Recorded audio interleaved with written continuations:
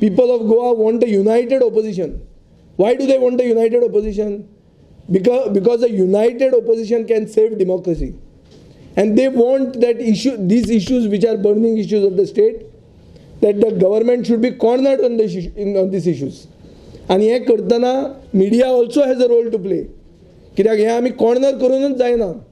It also is required that finally last third empire म्हणतो जनता आहा. आणि म्हाका दिसता जनतेक पूर्णपणान खबर आहा कितें हो सरकारान कशें गोंयचें सगळें दिवाळें काडलां तें.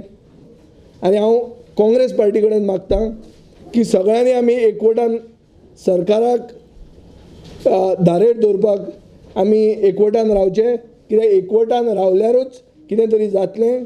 आनी म्हाका दिसता this is the last chance to corner and expose the government on the floor of the house. अर्थसंकल्प भाशण हो बूक दिलो. ह्या बुकान जर तुम्ही वाचशात जाल्यार बरेच सिंह गर्जना केल्या, पूण काडीचें काम केलें ना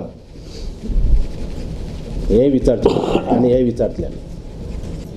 आनी तेच्या भायर गोंयांक 24/7 उदक दिता म्हणून सांगलें, drinking water.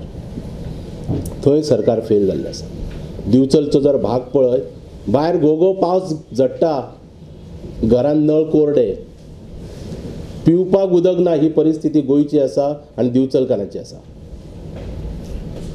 They are talking about maximum governance and minimum government.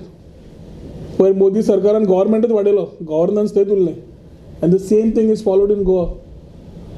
It is only maximum government.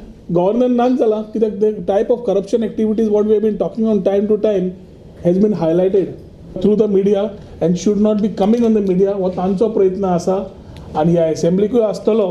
आमचो सगळ्यांचो रिक्वेस्ट तुमकां एकूच आसा की जे इश्यूज गोंयच्या हितान, गोंयकाराच्या हितान आसात ते तुमी सारके हायलायट करचे.